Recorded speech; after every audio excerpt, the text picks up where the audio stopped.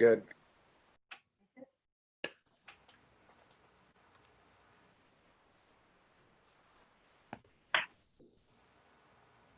We're live.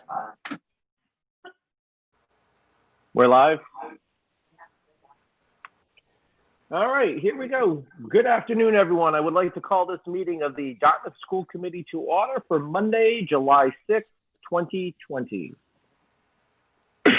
As a reminder, per Governor Baker's order suspending certain provisions of the open meeting law, Chapter 30A, Section 20, the public will not be allowed to physically access this school committee meeting. The meeting will be conducted remotely. Members of the public can access the meeting via live stream at www.youtube.com/DHSTV media. In addition, the event will be rebroadcast on DCTV channels 9 and 18 on the following days: Wednesday and Thursdays at 5 p.m., Friday at 6 a.m., Saturday at 8 a.m., and Sunday at 2 p.m. The school committee reserves the right to implement additional remote participation procedures and will notify the public of these procedures as soon as practicable. Roll call, please. Chris Oliver, Here. Shannon Jenkins, Here. John Nunes, Yep. Mary Waite, Kathleen Emerald. Thank you very much. Nobody. Next up, we have allotted 10 minutes for public comment. As you know, we do public comment via email. So have we received any public comment at this time? We have not. Okay. I'm going to remind the viewing public that if you would like to comment on anything on tonight's agenda, you can do so right now by emailing our recording secretary, Kathleen Genther, that's KATHLEENGENTHNER @dartmouthschools.org, and we will circle back around to public comment before we close out this afternoon's meeting. Thank you very much. At this time, I will entertain a motion to approve both the regular and executive session minutes of June 22nd, 2020. I'd like to take them separately. Mr. Chairman, make a motion, we approve the regular session minutes of June 22nd, 2020. Second. So I have a motion on the floor by Mr. Nunes, a second by Dr. Jenkins. On the motion, any discussion? No. Roll call, please. Chris Oliver, Yes. Shannon Jenkins, Yes. John Nunes. Yes. Thank you, Ms. Genther. At this time, I'll entertain a motion for the approval of the executive session minutes of June 22nd, 2020. So moved, Mr. Chairman, with the stipulation that they be held until the matter for which they were intended is complete. Second. So I have a motion on the floor by Mr. Nunes, a second by Dr. Jenkins. On the motion, any further discussion? Roll call, please, Ms. Genther. Chris Oliver, Yes. Shannon Jenkins, Yes. John Nunes. Yes. All right, and thank you everyone for that. Next up on the agenda under old business, superintendent's update on matters related to or affected by COVID-19. Dr. Gifford. Sure, thank you, Mr. Oliver. So since receiving the commissioner's latest guidance, initial return to school, what we've done so far with that is meet as a central office team a few times to kind of wrap our heads around that guidance. It's pretty complex. It is initial. We do expect more guidance to be coming probably every week on various topics, which I'll mention as I go through this. But today what we did, we crafted a plan of action involving the district leadership team, all of the building-based folks as a first step. So we asked them to take a look at our parent and staff survey, which went out today after receiving feedback from the rest of the folks on, did we miss any questions? What some of the important information that we need to gather from people to help guide our decision-making, specifically about people thinking about returning to school, if they would feel comfortable returning their students to school, riding the bus, those kinds of things. knowing that as we craft our plans, they're subject to change depending upon medical advice that comes down the pike as we get closer to school return. So we did send that survey out today. We put a Friday date, this Friday, that we will close it because we want to get started. Our building teams are then going to examine various models of, well, I should back up a little bit. So the commissioner has asked the districts to craft 3 models of education. One, full return to school, but still using the guidance, all the health and safety requirements that pretty much really inhibit what we're able to do. And I'll speak a little bit about that in a second. The second model would be a hybrid model, and there are various examples of that. That's what we're asking our building-based folks to examine and research now and come up with ideas of what might a hybrid model look like in their level, the middle school level, the high school level, and we've asked the elementary folks to work as a team. And then finally, a full remote learning plan, which would be similar to what we have in place now. However, we would also want to make that more robust if we had to stay remote for some time with grading, assessments, etc. So we'll be having more conversation about that. With that, the commissioner's guidance established lots of guidance around spacing in classrooms, keeping desks straight, not using the cafeteria for food service. They didn't talk about, they said we would not have to do entry point screening or temperature checks, but things like if the nurses station being a separate station with the nurses, many requirements that will be involved. So you can say full return to school, but with the requirements involved, that's pretty much looking impossible right now. The commissioner wants that information from us. They're calling it a pressure test, which Mr. Kiley has been significantly involved in getting that, really visiting the schools, taking snapshots of the rooms, measuring how many kids could we get in a classroom, given the requirements of, as you probably read, it's still being recommended that a 6-foot distance from desk to desk. However, a 3-foot distance is okay, is acceptable. So we're trying to work within that. And I'll ask Mr. Kiley to talk about that in a second, a little bit more on that. But we did give that information to the building team today and said we would have to probably lean towards some kind of hybrid or using spaces differently, whatever it might be. The commissioner does want this information from districts. I think most districts, he is fully aware that given those restrictions, it's going to be very difficult to say, here, everybody come on in. But they want that information so they can either advocate for more funding or whatever it might be. They just need the data in hand. So we'll be required to submit 3 plans in August at some time. We also will need to submit a plan for students that, special education students, we're thinking of our programs, et cetera. We have to do that as well. I think I'll stop there right now. Let Mr. Kiley talk about the pressure testing that he's been doing, and then I'll move on to a few more items.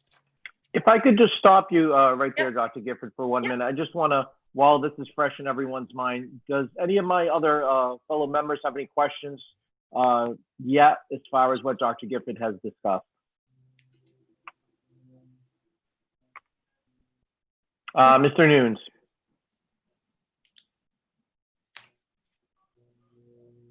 You're muted. You're muted, Mr. Nunes. I apologize.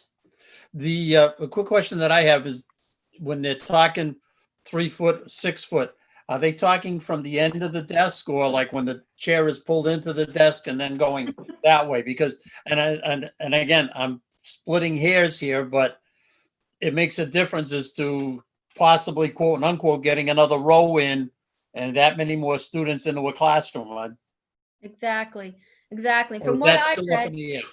Yeah, and from what I read, it was desk, edge of desk to edge of desk. Okay, And again, Mr. Kiley's had a lot of really working hard. And he's going to be working with the buildings this week as well to look at other spaces. And we're looking at 12 to 14 students based on that guidance right now, depending on the size. And that's based on the 3-foot guidance.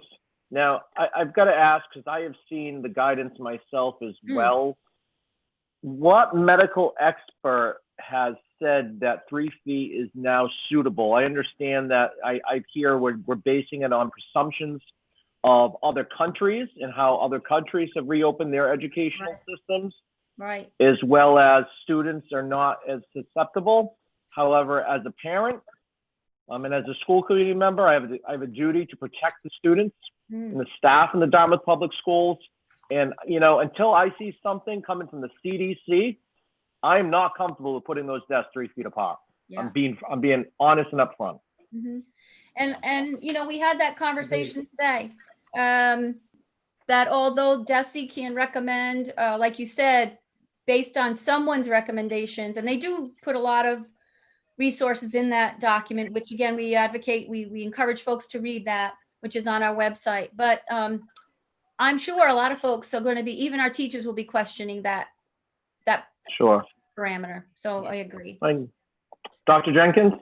Well, I just want to point out a couple things as Mr. Kiley goes into talking about this. And I want to tie it into that capital study that we had done many moons ago.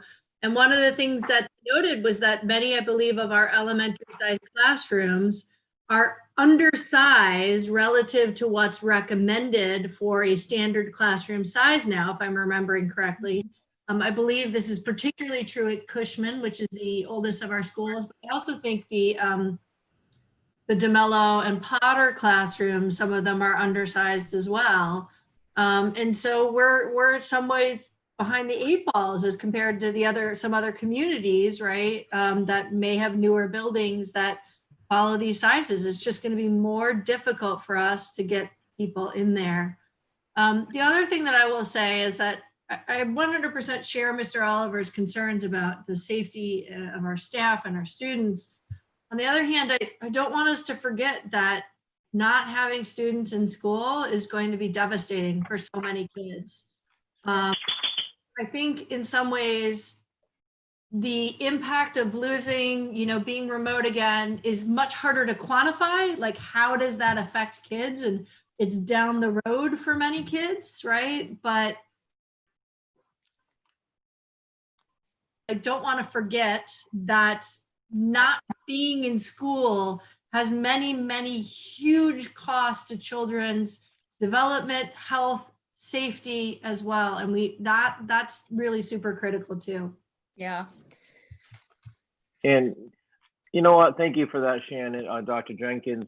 And while I'm still a firm believer until I'm convinced otherwise in the 6 feet, I'm hoping that maybe what Mr. Kiley or in the future what's going to be discussed is creative resources are using the space that we do have. And with that being said, I'll turn it back over to Dr. Gifford and Mr. Kiley so you two can continue. Sure. And we talked about that as well today, that the devastating effects of not getting kids back in school. And I think that's what's really, really frustrating everyone. We'd love to just say, come on back, guys. But yeah, there's so many complex issues to think about. So I'll let Mr. Kiley talk a little bit about what he's been doing, and then I'll mention a few more things. Perfect. Thank you, Dr. Gifford. So as Dr. Gifford mentioned, I've been working in the schools, setting up classrooms. I did this last week and then sort of wrapped up my initial observations on Thursday in preparation for our district leadership team meeting this morning. And then by Thursday night, about 8 o'clock, the commissioner issued guidance about 3 hours after I had wrapped up. So that was fun. But what it does say, and I think that this puts the district and the school committee in a difficult situation, is The guidance that was issued late Thursday encourages us to aim for a physical distance of 3 feet when feasible, while 3 feet is the minimum distance allowed as informed by evidence. That's the quote. So, in looking at classrooms, there's a amazing difference in terms of the number of kids that you can fit in a classroom if everyone is going to be 6 feet apart versus 3 feet apart. So I had gone around initially and anticipating that there, might be some issue there setting up classrooms at 6 feet and at 3 feet. And the reality is that, it's going to be much harder to get students back to school at a 6 foot zone. A 3 foot zone is not going to accommodate all of our students. So even when you look at non-traditional educational spaces and consider trying to repurpose those in a different way, like a cafeteria, since we're likely not going to be having lunch in a cafeteria, you could look at that as a possible education space. You could look at more lecture hallish sort of classes potentially, but we have limited large spaces in the schools to do that in. But we could certainly get creative and try and maximize the use of every space. We were getting numbers in classrooms less than 15 in most classrooms. So obviously, the wider range, and when we get to that 6 foot mark, we're 10 kids in a classroom, and some of the big classrooms maybe 12, but also maybe 8 in some others. So it's challenging, and some of the guidance that the department and the commissioner issued, I think, is pretty misleading, in that they talk about the measurements that they use don't factor in things that are important in a classroom, like fire egress, which obviously has to continue to be important for us in providing access to fire exits. And so those are things that we have to take into account, and they're different in every classroom. So every classroom requires attention. And then there's non-traditional teaching spaces. There's lots of those, art rooms, lots of different things that we need to think about with different configurations. We also don't have desks in all our classrooms. We have tables, and the guidance is talking about all students facing in the same direction, which doesn't really work at a round or hex table, or even a science lab table where you had multiple kids and put tables together to form larger groups. And so the whole, obviously there's an impact on teaching and learning with that as well. So we're in the process of taking a look at that, but what going school by school and trying to figure out what the maximum amount of students we could fit. But it's clear that we won't fit all students. And so that is something that we need to accept and plan for, and as part of our scenarios. So, Mr. Kiley, thank you for that update. Thank you for all the work that you and your team are doing to measure and go back and forth between the classrooms. I'm sure that is a lot of tedious work being done. Can you just touch upon a little bit too about transportation? I know this is something we brought up at the last meeting, but Right.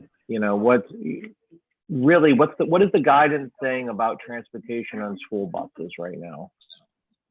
Well, Mr. Oliver, they have not, issued. We're expecting more guidance to come soon. Okay. What we currently understand is that students would sit one to a seat at opposite diagonally across the bus. That would be 12 kids. So 12 kids on a bus is 372. We have 31 buses, 372 kids to elementary school in the morning and 372 kids to the middle and high school. So not only can we not fit all the kids in the buildings, we clearly cannot get them there. And we would need to look at options. I think the likelihood of getting additional buses is slim. So expanding our fleet, first of all, I don't think the buses themselves will be physically available. I don't think they could be purchased. I don't think we'd have drivers. There's also bidding requirements and other things that get in the way, but problems that, could be solved. But I think the biggest thing is we wouldn't get the buses, even if we wanted them. So we may, we've talked about some creative ways to look at that and looking at staggered start times, even within a building, having staggered start times. That is, comes with a whole nother host of challenges, and obviously on the education side and the staffing side and families and kids and how you make that all work is a lot. So it's one of the things that we're looking at, though, as a possible solution as we move forward. But we are limited if in fact that's the guidance. We're very limited as to how many kids we can get. Sure. We might be able to do 2 elementary runs in the morning and 2 middle and high school runs in the morning, and then the same on the way home. That would double the numbers. So let me ask you this, Mr. Kiley. Mm-hmm. Is if we were to do double runs at the elementary school, are we paying our transportation by the bus by the day, or is it by the run? It is by the bus by the day. But it also in the bid it illustrates what we're asking them to do. So I think a variation of what we're asking them to do could result in the need for some negotiation, and depending on the scope of it, starting over in terms of a bid. Our vendor is very open to solving problems with us, which is great. But I think that this is a pretty big problem and it could have substantial impact. And it's just hard. It's a big town. It's really hard to make that work, to do 2 runs. Mm-hmm. It's sure. No, there's definitely a lot to still talk about. That's for sure. I just want to stop everyone just for a second. I noticed that our new school committee member, Mary Waite, just hopped on the Zoom. So I would like to take this opportunity to welcome Mary and introduce her to the public and see if you have anything that you'd like to say. So welcome aboard, Mary. Welcome aboard, Mary. Thanks, guys. No, I'm very happy to be here. It's an interesting year to take this position. So it looks like we have a lot of work ahead of us, at least. Won't be boring. No, that's no. Might as well get in there full force. That's it. Trial by fire. That's right. That's right. Well, welcome aboard. We're happy to have you. Thank you. Sorry I was late. Little technical issues there, but thank you. No worries. Glad you were able to get on. So going back to, thank you, Mr. Kiley. Dr. Gifford, do you have anything else you want to add to that? And I'll take Shannon's question first before. Okay. And then you, John. Thank you. So I assume that all of this is going to cost us more money. I mean, right? Like ultimately, this is what it comes down to. So I suspect, Mr. Kiley, have you been in communication with the town side? Just to sort of, I keep trying to say this every time we talk about this because they keep talking about cutting your budget. And it's like, we can't do that, right? This is telling us these are the things we have to do. And all of those things from PPE to transportation, in terms of putting kids in class, we may need more personnel, right? Just to physically handle all of this. And so I don't know. I mean, I'm sure we're all saying it, but I just maybe want to talk about if you're meeting with the town side to talk about the financial implications of all this. Yeah, so I would say that the town has certainly recognized and that, what we do is going to be different from what we planned and that it's not going to come without cost. So they have certainly had that, recognition in the discussions that we've had. So I'm confident that that they understand some of the things that we're going to be going through. And depending on the models we choose, the cost will vary. And depending on how we move forward in terms of the options, it makes a big difference as to what it costs. we are not at this point making decisions based on cost. So we are making decisions based on what we feel, can be best for students. And so that's our line of thinking at the moment, but you're right. Cost is of course a factor. If I could follow up, I would just say that's really what my concern is that, it's not great in any town right now, but our school funding levels being so low that we have probably less wiggle room than a lot of other communities. There's not a lot of fat that can be trimmed anywhere for us. And so a lot of this is just going to have to come from somewhere. And I'm just deeply concerned about that we do end up doing something that's not, we want to do what's best, but if what's best is expensive, I'm deeply concerned about our capacity to pay for that. And so I think that's a message that we need to sort of drive home, that it's going to be really important to figure out how to pay for this, do right by and our staff.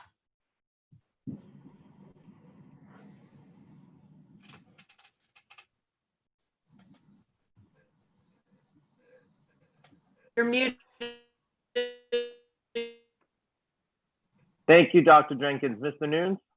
Yeah, just a quick question. This is either going to go to Mr. Kiley or Dr. Gifford, but talking about the staggered, double runs if able to do, and the different things. Almost sounds like this is also going to be a logistical nightmare, central office school wise, because you're going to have to make sure if we go to this hybrid method that everybody from one family is all on the same schedule. Am I missing something, or am I correct here? Because that way we're not inconvenienced, and I don't mean it, we've got everybody in one family on the same schedule versus, parents trying to juggle two different schedules, 2 different weeks, or however it works. Right. I think that's another piece of the puzzle. Yes, we did mention that. That is definitely a piece of the puzzle, depending, like you said, on what model gets chosen. The thing we did ask the building teams for this week into next week to do was meet with their groups and just brainstorm ideas wrapped around the requirements that we know so far, the safety requirements, about what they think would work best for that school. As I said, middle school, high school, and then the elementary as a group. We'll come back together and look at those. Hopefully, and then we'll continue to get more and more guidance and try to craft out what plan would work best for the district as a whole. But noting what you just said, as well as students and inclusion classes, the numbers of students, and how do you split cohorts up.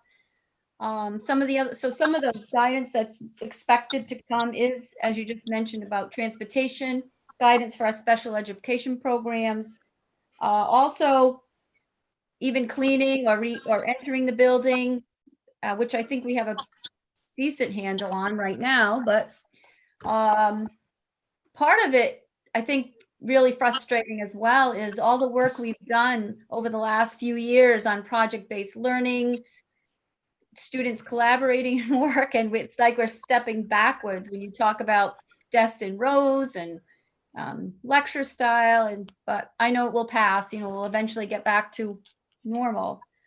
But some of the other things, I'm trying to look at my list here because there's so much. Just let's see.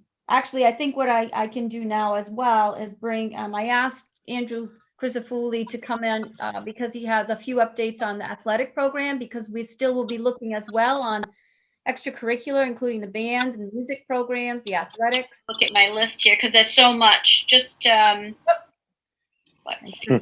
Actually, I think what there we go. So if Andrew's hanging out there, Mr. Parati, you can come on in.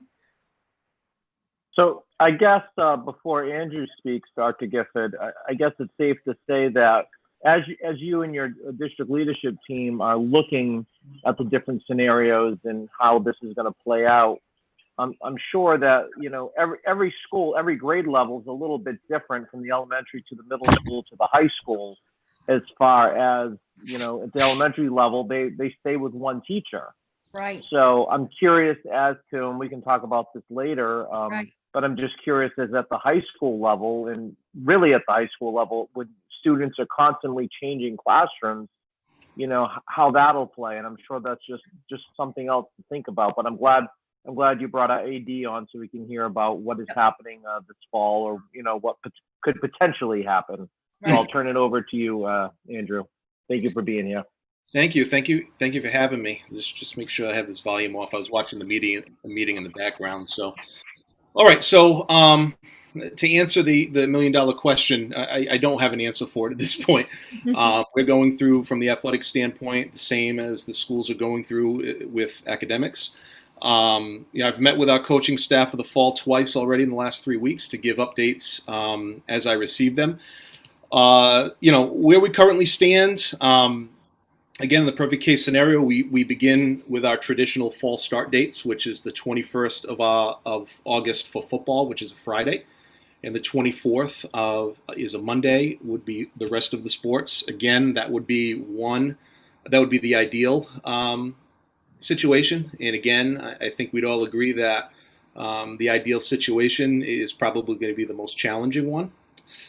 We could have a delayed start date to the fall, albeit it could be delayed for some sports a little bit longer than other sports. That's, again, a conversation that has taken place. We could have staggered sports starts, or ultimately the fall season could be canceled. And again, those are some options that have been shared in the committee work, the committee seats that I've sat on. Again, I think we'd all agree that some type of fall athletic season and experience is something that we're shooting for. Obviously, the longer the season, the better for not only the community, but our student athletes and our staff. But again, this is an ever-changing situation. I know that the governor came out with youth sports guidance for phase 3 a little while ago. I was able to read most of it. They did classify sports in kind of different categories as far as different risks. Obviously, the highest risk would be the contact sports, and I know that obviously football and soccer fit into that. And if you're looking beyond the fall season, you have ice hockey and basketball that also fit under that umbrella. You have some that are sports that you could start, I guess you could say, on time. But again, those are decisions that are going to be made by the state, and it will trickle down to the local level, and we're going to get all that information and have to make the best educated and safe choice for us locally. All right, so that's that's the update for fall sports, and like I said, to kind of summarize it all, my fingers are crossed, and the kids and community need it. So we're going to do everything in our power to make sure that happens. My biggest worry, other than any of the stuff that I mentioned, is transportation. I know Mr. Kiley brought that up a few minutes ago. Obviously, sending a soccer team up to Brockton and having 45 kids on a bus is probably challenging and problematic. I think that anytime that you have to get extra buses for transportation, obviously the cost goes up. The spacing on the bus is obviously a concern. There's a concern that some sports or some schools will go back to school traditionally, or be able to run an athletic program. Some might not. So the state is going to have to make a decision as to how they would like to carry on with the fall season, where you might have some schools that have the ability to start something, while there's others that do not have that same ability. Okay, so again, transportation, in my opinion, is going to be the #1 challenge. Sure. With the transportation, we pull buses and transportation from the same company as some of the other local high schools. So, obviously, if our need goes up for multiple buses, in which you would normally have to only reserve one, a local high school in our area could have the same need, and now you get into some type of situation where the company just cannot provide the demand. Dr. Jenkins? So I'll also note that in the past, right, because of our lack of field space, a lot of the kids were either using transportation or sharing cars to get to other spaces, right? So the high school soccer teams would drive over to the middle school. That's going to increase our costs as well because we can't let 4 kids get in a car who are, maybe we can, I don't know.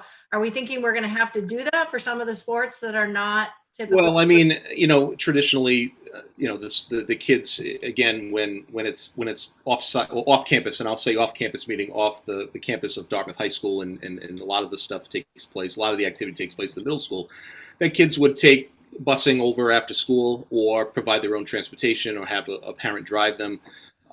Again, those are all concerns. The situation in which you can have multiple kids riding in the same vehicle is probably not something that's going to be on the table. So that, again, that is definitely a concern. Yeah. Thank you, Mr. Christofouli. You're welcome. Can I add one more thing? Sure. Okay. Then I'll take a question for you from Mr. Nunes. Okay, so we are in the midst of trying to organize a strength and conditioning program to offer our students at Dartmouth High School, albeit following all of the social distance rules and regulations, having particular sign-offs, having our strength and conditioning coach Andrew Medeiros running the program, having a minimum of 3 of our coaches on site to help him. So at minimum, we'd have 4 adults. We would probably have to cap off the amount of students that we could service. We're going to do 3 one-hour sessions, 7:30 to 8:30, 8:30 to 9:30, 9:30 to 10:30. And again, we would do sign-ups through Family ID for that and have the proper medical sign-offs for that. And again, following all the guidelines with sanitizing equipment, keeping groups 20 feet apart from one another, having social distancing within the activity of keeping kids 6 feet away, wearing masks to the activity. They can take them off during the activity, but when they leave, wearing them again. And this would all take place outdoors because, again, we at this point are not in a position to feel comfortable, again, opening up our doors and bring anyone, in the building. So this would be outdoors on the campus of the high school. Well, thank you. At least, that's something, at least, something positive in the right direction out of all of this. So Mr. Nunes, question? Yeah. Thank you, Mr. Chairman. 2 quick questions. Andrew, I guess the dumb question here are 2 of them is, number one, if we got not as many students on the buses, that's going to entail an additional cost, to the athletic budget for transportation. Mm-hmm. And number 2, in lieu of that, are you looking, or is a possibility of not everyone per se dressing for all of these events, if they're away or a long distance? Yes, that is definitely something that I know has been done. I mean, I can speak to that as a student athlete 25 years ago. I remember when our teams would go on the road, especially with football, you would not bring every student athlete that's on your roster. You'd have a travel squad. That's one way to combat. I know there's different schools that have talked about the ability to possibly host varsity level as obviously the primary the primary level, and then if you have not only the ability and the finances or money to be able to service sub-varsity, then they can have that conversation. Again, there's going to be no one correct answer, and a lot of it's going to be school department based, because our situation is much different than a New Bedford High School. New Bedford High School is much different than Bridgewater Rainham and Brockton. So again, we're going to have to take all of that information and make the best decision for us. So, I mean, the one thing that I've stressed with our coaches is to control what we can control. We can't control decisions that are coming down. We cannot control our own personal opinions towards this. Don't waste your energy on that. use the energy in a positive way, to really continue to build your programs, to sell your programs, and work within parameters that are going to be finalized at some point. Thank you, sir. You're very welcome. Anyone else? Dr. Jenkins. But I'm still trying to wrap my brain around some of this. One thing I've seen in other states, and I don't know if you said this, I may have missed it. My internet's not great. Some of the states are thinking about flipping seasons.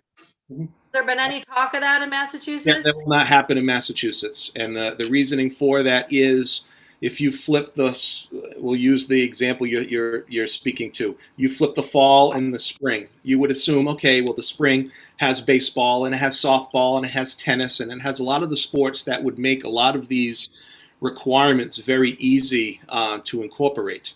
The problem is this. If you were to flip those seasons and we have an outbreak and those seasons need to be shut down, those student athletes lose 2 spring seasons, not just 1. Okay. And that now to your point, Dr. Jenkins, and I'm glad that you brought that up. There are a handful of states that are considering that. In the conversations I had at the end of last week, the NFHS, which is the governing body of high school athletics, supposedly is going to be considering flip-flopping those seasons for 1 year.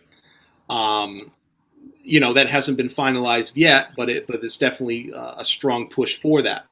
There are some positives and negatives to that. Obviously, the positive would be you could start a sports season with some sport offerings that are much easier to be able to run with the restrictions that are going to be in place. Like I mentioned, if for some reason we have to shut down again and, those kids would lose 2 seasons, you also would think on the back end where you'd have the spring season, where you would have a football season or a soccer season or a field hockey season that would start the 3rd Monday in March. It would last till mid-June. You'd basically take 7 weeks off and then start football and start soccer all over again. And there's health concerns with that too. So again, there's not going to be the best answer globally per se. It's going to be more of an individualized state, and then it will trickle down to our individual towns and school departments. Yeah, I guess, as the mother of a soon-to-be senior football player, I know. I see the likelihood of his senior season sort of fading away. But, on another hand, I feel in some ways, I think some kids may end up having to choose sports this year. And what I really want to try to do is to maximize the chance of the most kids getting at least one. Mm-hmm. Yeah. One of the things that we've strategically done is some school departments have opened up fall registration already on, we use the platform of Family ID. We haven't done that yet because, as you know, things change week to week. Originally in the 28-minute video that I sent out that kind of, introduced the newcomers to our program and then kind of pounded away at the inner details of our department and the important information and dates. I mentioned that at the beginning of phase 3, we'd open up Family ID, but we would not be collecting user fees because, again, not knowing, what direction this is going to go. I mean, you could have, football's always the first one that's brought up, especially in the fall. Again, when you're looking at from a contact sports kind of view, it's going to be a challenge. But again, if for some reason a sport was not able to be carried out in that season, there are some other options. And so obviously kids would have some of wiggle room to maneuver around and select something that they might want to participate in if their chosen sport is not offered. And I certainly don't want to send the message out that is happening. That is certainly not the case at this point as we speak. And I've learned over the last few weeks that to be guarded with what I say, because a lot of times what I say, even though it might be my opinion, is taken as fact. But yeah, there have been no decisions made about fall sports at this point, and from what I've been told, it will align a lot with, the ability for schools to be able to roll an athletic program out, depending on how they're going to service the kids academically, and also what the restrictions are going to be. And again, the transportation certainly is my number one concern in all of it. Well, thank you. You're very welcome. Anyone else? No. No, I Can I think just that wait? was Can I just add one comment? one more I would thing. like to say thank you to Mr. Christofouli, Mr. Kiley. I think the district did a really good job and made sure that all of the parents who paid for spring sport got their money back. Yep. I got a check from the town of Dartmouth for the money back, and I want to thank you for doing that, because for a lot of parents, it means something. I appreciate that. Yep. Mr. Kiley and his staff did a fantastic job with that, and like I said, hopefully at this point everyone got the refund of their submission. No, that is great. Thank you, Dr. Jenkins. Here. Thank you, Thank you, folks. Christofouli. I appreciate it. I think that at least provides some clarification, some guidance to the committee as well as the community at large who may be watching this as to what you're dealing with right now and how you're planning on every scenario possible. So thank you for your time. Thank you. Thank you, folks. That being said, before we go on to our next agenda item, one of the things I just want to bring up, Dr. Gifford, is obviously you're having meetings all the time with the your various leadership team members. At any point, do you think it would be beneficial? Because let's face it, I'm looking at this from the perspective of no matter what the Dartmouth Public Schools does in the fall with the reopening of school, we're going to have families, we're going to have parents that are disappointed with the decision that was made. So to combat that, I think it might be helpful that if you're having bi-weekly meetings that maybe one of us could sit in on with your staff, is just really as an observer, so we can have a little more of the inside guidance as to what you're going through and what you're dealing with when you're going through trying to get these reopening plans. So I'm not sure if my fellow colleagues would be interested. Yeah, I would. Okay. Yeah, definitely. Yep. What are your thoughts? I know we didn't talk about this previously, Dr. Gifford. I'm springing this on you now, but I think it would be important as we move forward through the stages. Sure. I think that's fine. Like I said, the initial meetings until next week, the building-based teams will kind of be crafting their draft ideas, and then we'll be coming back together next week with all of us to hear about those ideas, and then start to sort through what might work best for the district. But I think that's a fine idea. And we also want to note that we've given them the idea that we could possibly, each level might look a little different. I'm just throwing out some, for example, the high school might do certain classes remotely only, or a certain grade level. I'm just throwing that out there. Sure. That hasn't been discussed. The elementary, we might get them all in on a staggered schedule. I don't know. We don't know. But this is why we want the levels to really talk about what might work best for their building. But yet, as a district, we might have to make a different decision. So that would be fine. I can keep the committee updated on those times. It's right now we don't have a permanent schedule. We just kind of fit it in when we can. But that's fine. Sure. Maybe circling back to the July 20th meeting, maybe we can set something up there, and Sure. we can, by then, maybe you'll have more of a schedule as it's getting closer. Dr. Jenkins. So Mr. Oliver and I talked about this a bit, and I wonder maybe Ms. Roy can answer this question. I've seen a lot of surveys where parents are saying, oh, I'm going to keep my students home next year. And I know that's what we're looking at, but I'm wondering if you have seen any increases in requests for homeschooling. And then my bigger picture concern is that if we do see an increase in homeschooling, how is the state going to handle that financially if our financial reimbursement from the state is based on attendance? Like if we get 10% of students homeschooling for a year, and then they come back the following year, we're going to be in a lot of trouble. So have we seen an increase? Is there any guidance from the state on how they're going to handle that? We've gotten a couple additional requests.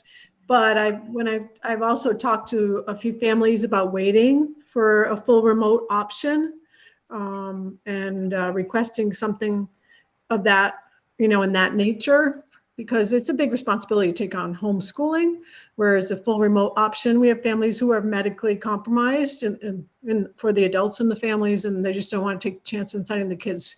So they've sent me a couple requests for that. So when we have our plan set, that would be what I would advise. And we have a pretty quick turnaround on that stuff. So nothing quite yet, but. Okay. Well, thank you everyone for that. I think that was a good discussion, and we'll see what the next meeting brings, and what information has changed with the state, Dr. Gifford. Right, thank you. Yes. So next up is we just touching upon or going back to school committee assignments now that we have our new member Wait on board with us. I'm not sure if Kate has the committees that Carol were on. So typically, Mary, what happens is every year when we reorganize the committee, and there's a new chair elected, usually a new vice chair, and we all belong to different subcommittees. Okay. And because we had reorged about a month ago, I think it was about a month ago now, we reorged the committee. You weren't around, you weren't elected yet, so we wanted to circle back to this to get you involved and get you up to date and see if there's some subcommittees that you could sit on. Okay. And I'm hoping Kate has that for us, because I don't. So can I jump in here and say that I have been for several years the official school committee representative to the DEF, the Dartmouth Education Foundation. But I know Mary's already on that board, so perhaps it might be one sort of easy thing for you to do, that you would be that official liaison now.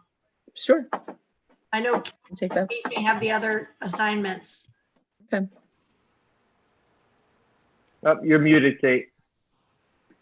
I don't see her. So at the meeting where the assignments were handed out, Carol was not included in any of those assignments, but Dr. Jenkins did mention that one of the less onerous assignments would be the school committee policies. So there's a note on that, so that to kind of get the new members' feet wet in that committee. Okay. So that's the only thing that I noticed. What does that entail when you talk about school committee policies? Is there anything? I'll leave that to Dr. Jenkins. Michelle does all the work, and you just show up and she tells you stuff. There's a wait list for that committee. So, Because Michelle does all the work. That sounds great. Sign me up. So yeah, we meet. Okay. We've gotten most of them updated. With this new environment, we might have a few more that we need to update, but we meet like every other month. Okay, that sounds good. So perfect. Anything else? Who's on the policy subcommittee with Mary? Kathleen. Kathleen. Kathleen. Okay. Facing me, yeah. Okay. Perfect. Can I confirm then that Mary Waite will be the representative to the DEF, and Shannon, you're off that? Yep. Okay, that's great for me. And then Mary will go into the school committee policy Okay. group, and Shannon, you're out of that. Okay. Thank you. Thanks. Oh, Chris is muted. Thank you, Mary, for taking on those roles.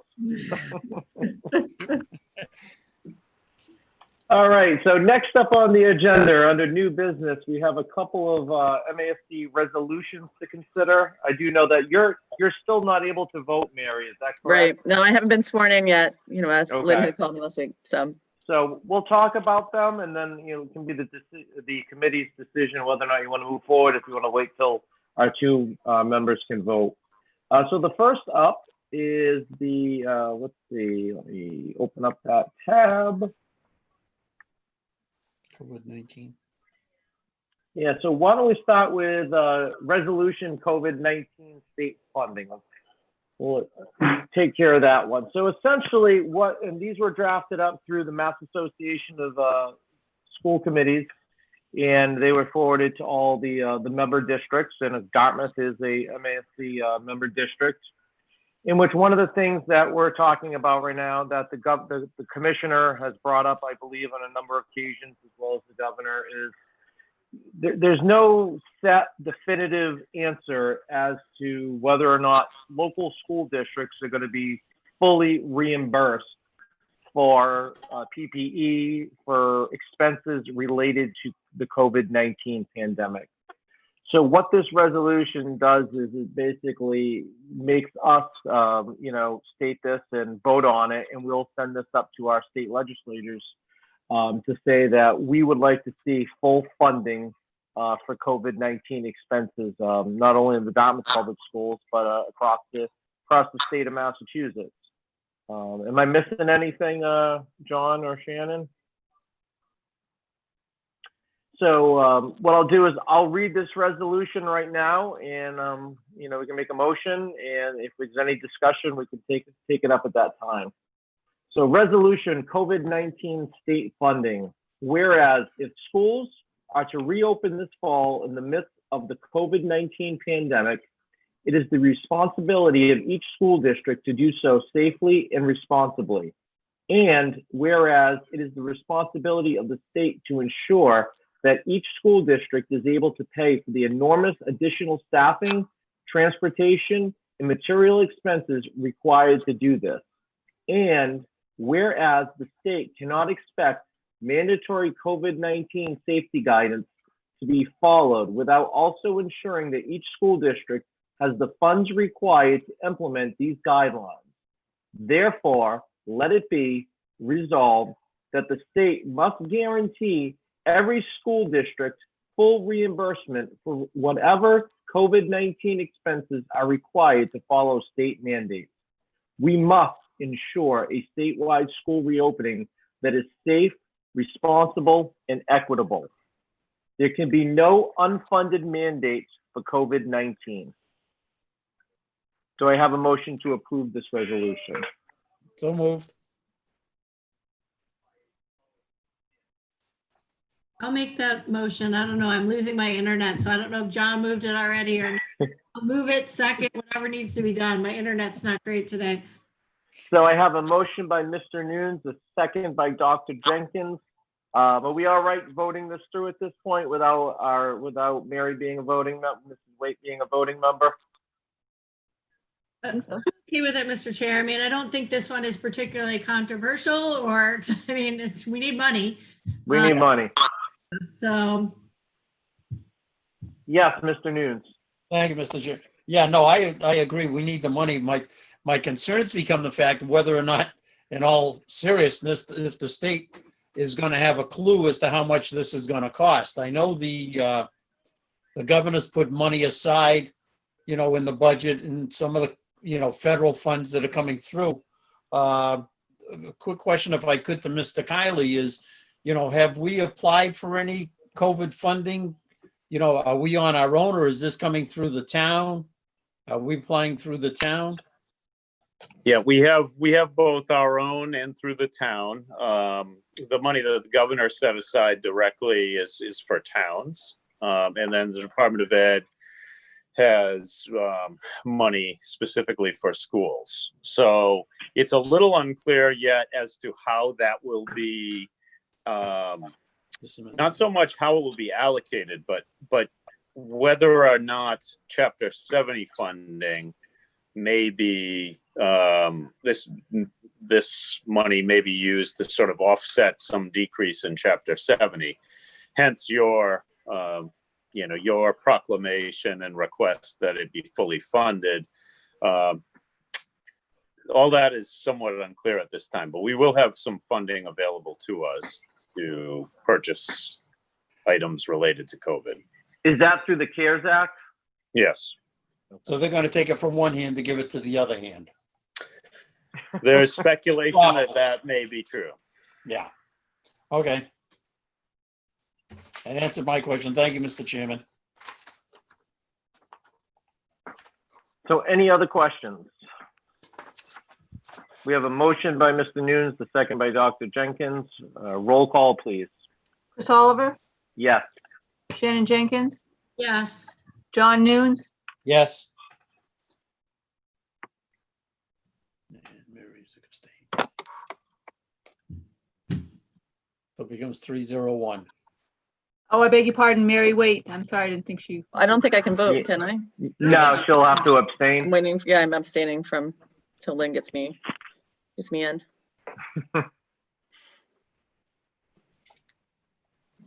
So the motion, yes, Dr. Jenkins. So if that one passes, sorry, I'm jumping the gun here a little. I'm wondering about, I'm fully in support of the anti-racism resolution. But I wonder if maybe we could postpone this to when Kathleen is here and Mary, they can both vote. Yeah, that was some, Put this on the agenda and maybe the administration, either Ms. Roy or Ms. Oliveira, could do a little presentation to highlight some of the ways that we're doing some of the things that are in this resolution, like teaching students about sort of race and diversity. It might be, rather than just saying this, we can also have a little bit of showing what we're doing. Like, I know my son is in the AP English program, and all of the books that they're doing this summer are about these sorts of questions, and they're just really great. So I think it might be nice to highlight some of the work that we're doing on these issues at the same time that we bring this up, and maybe have a conversation about what other things that can be done. Thank you, Dr. Jenkins. You know what? I'm fully on board with that. I think this one is around I think we need a bigger discussion, a bigger conversation around this resolution. And I love the idea of having, a small mini presentation. If either Mrs. Roy could do something or Dr. Gifford, and just present to the committee how the Dartmouth Public Schools is already doing this, and what we can. There's always room for improvement. What we can maybe look to do better, and just have a larger discussion around this resolution. Do you have any comments or concerns about that, Dr. Gifford? Are you on board with that? Yes, Perfect. can prepare something. That'd be great. And then this way, Mrs. Waite, in addition to Mrs. Amaral, can also be a greater part of the conversation as voting members. You all right with that, Mrs. Waite? be great. Yes, thank you. Perfect.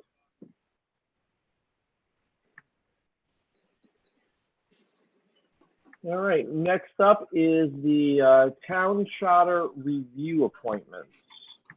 Just bear with me while I bring that up.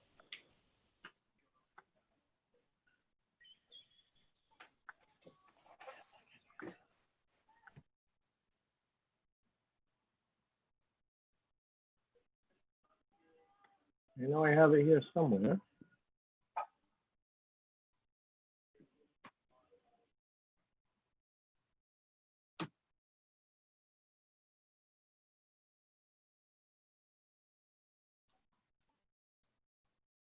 Here it is. So I believe that this was just sent to the chairs, and it was actually sent to Kathleen Amaral, and she had forwarded it to me. And it's from Sean McGinnis, our town administrator in Dartmouth, letting all the boards and committees know that it is time to review our town charter. And I'll just read you what was said in the first paragraph. So every 10 years, the town of Dartmouth appoints members of the community to review the town's charter and make recommendations for amendments to town meeting for consideration. Any amendments approved by town meeting are then placed on the ballot for Dartmouth voters to consider. The makeup of the charter review committee is as follows. So this is where it becomes I'm not going to name all of them, but the school committee has 2 appointees.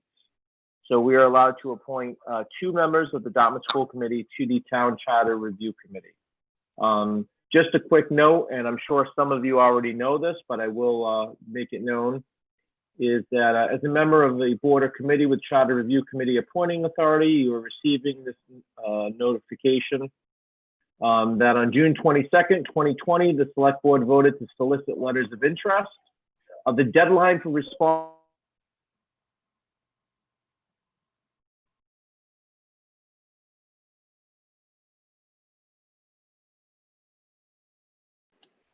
Chris, I can't hear you.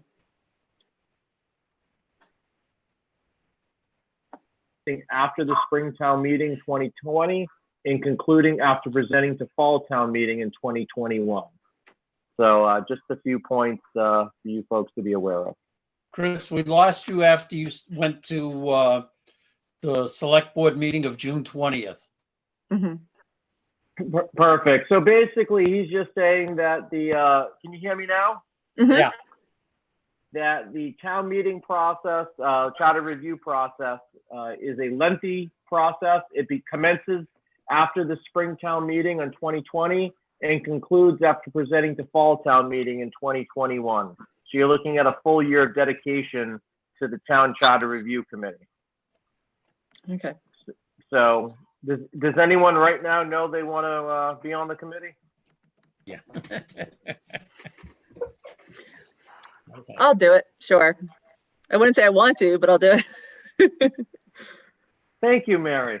I have to feel like I got to make up for that other easy job I got. So we're taking that away from Shannon. So we're My looking for. concern is I have some work issues that are going on that I think may make it difficult for me to commit to that. If no one else does it, I mean, I can volunteer, but I'm just not sure I'm going to be able to attend. Sure. So why don't we do this? Because Mrs. Amaral is not here as well. And same thing with me. I would prefer not to do it because of what next year is going to look like for me. However, if no one else wants to do it, I can certainly. Oh, wait a second. Look who's joining us. All in favor? Aye.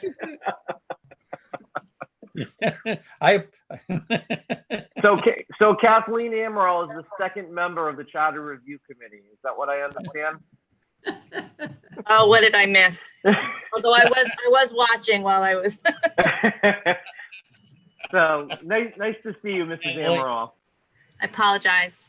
No worries. So we were just discussing as a committee the letter that you had forwarded me because Sean McInnes had still had you as the chair, I guess, regarding the Charter Review Committee. And I was just explaining to all our colleagues that it's a lengthy process. He wanted me to make everyone aware. It'll last from the Springtown meeting of 2020, concluding after presenting to Fall Town meeting in 2021. The school committee can appoint 2 members to the Charter Review Committee. Mrs. Waite has already graciously accepted one of those positions. And Dr. Jenkins. So can I ask for clarification, not having the document in front of me? Do we have to appoint 2 school committee members or do we get to appoint 2 members to the Charter Review Committee?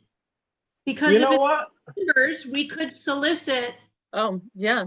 someone, a teacher, an administrator. If I don't know if I wouldn't ask them to do it unless they were interested, but we could see if someone works for the schools would be interested to do it. So you know what? As I'm rereading this now, let me read the line here. The deadline for responses is July 31st, 2020. Please note that the current charter states that persons appointed by the said agencies may, but not need be members of the agency by which they are designated. That being said, if you would like to review any of the public applicants prior to making your board or committee appointments, please let this office know and we will share the information. Let's do that. Yeah, I'm not hurt if I don't do it. That's Chris? Perfect. Yes, Mr. Nunes.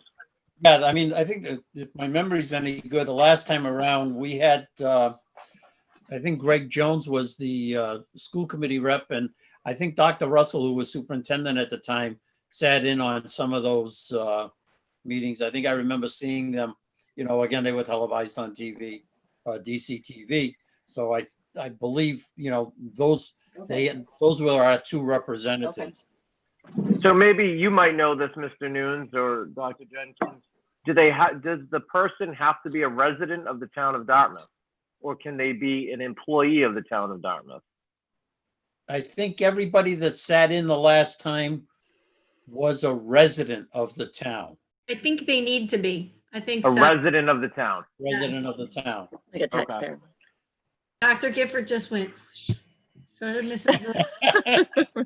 And Mr. Kiley's doing the same thing. But All I right, mean, so what, And Ms. Roy. administrators or teachers who might, do a good job in that role. Yeah. so why don't we think about this? We don't need to make a Mhm. decision tonight on this. We can circle back, put this Okay. on the next meeting's agenda, Yeah. Ms. Genther, and we can make a decision then if everyone's all right with that.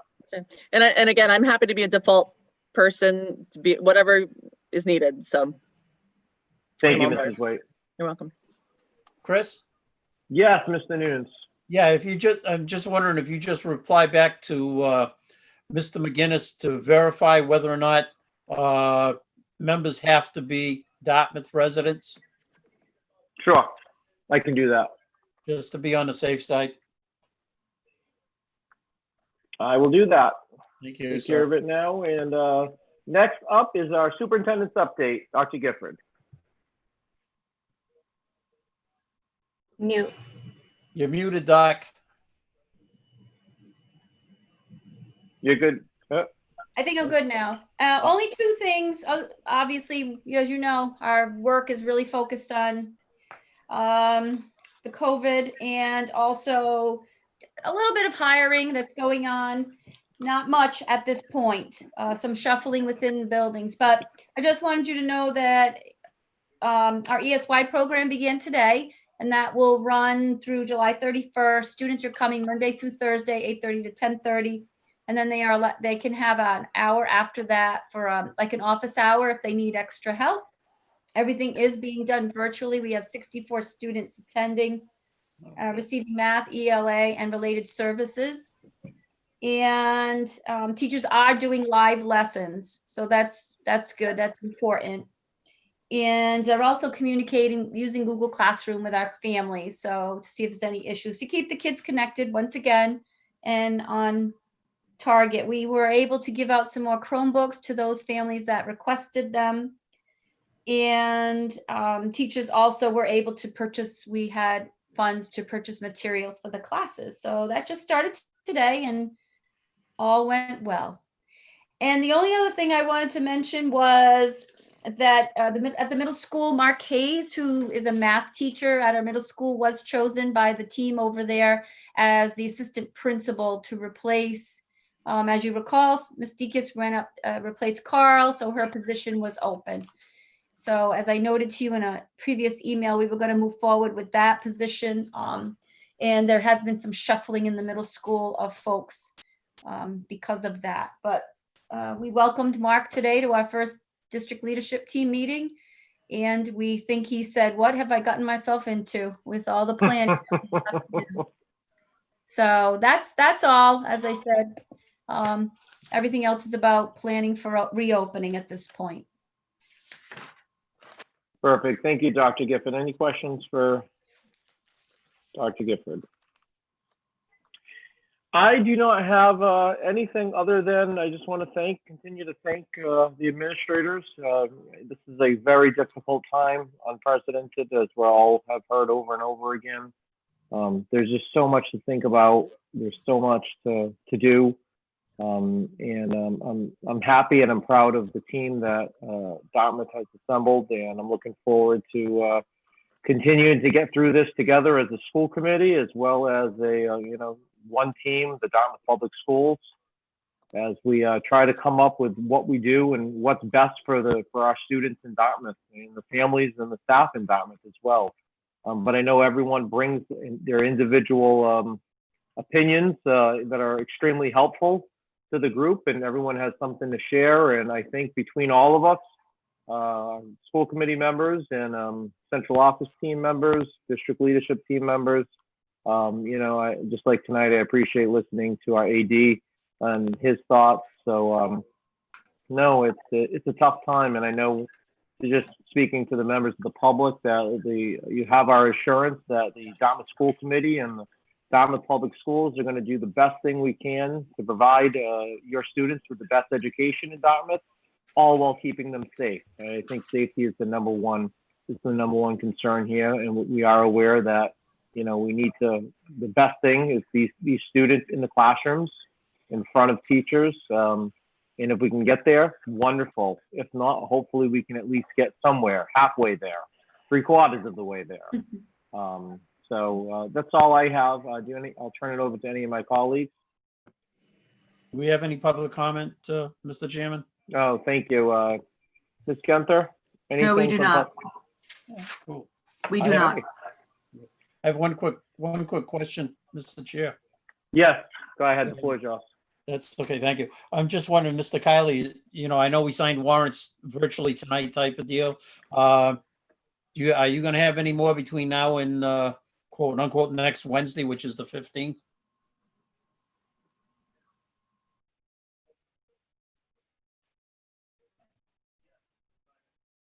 Sorry, was on Yeah. mute. We have one more opportunity. The town is telling us we have to have it in by Monday, the 13th, not the 15th. So we may have one more, and I'll do that via email. Okay, that's fine. We've got a lot on this one, so that was Yeah, I good. noticed. Very good. No, that's all I had. Thank you, Mr. Chairman. Thank you, Mr. Kiley. Thank you. You're very welcome. If there's nothing else, our next regularly scheduled meeting of the school committee is scheduled for Monday, July 20th, 2020 at 4 p.m. And that meeting will also be via Zoom. And then at that point, we can discuss what the committee's pleasure is for maybe a possible return to some kind of normalcy in a socially distant meeting setting. So Chair will entertain a motion to adjourn at this time. So moved. Second, Who was that made the motion? Shannon. Thank you, Sean. My video is frozen on all of you. So I have a motion by Dr. Jenkins, a second by Mr. Nunes. On the motion, any other discussion? No. Roll call, please. Mr. Oliver, Yes. Shannon Jenkins, Yes. Kathleen Amaral, I believe I have to abstain, correct? Not that Okay. it matters. Mary Waite, Also abstaining. John Nunes. Yes. This meeting is adjourned. Have a wonderful night, everyone. You Thanks, too, everybody. everyone. Enjoy. Thank Be you. safe. Night. Bye.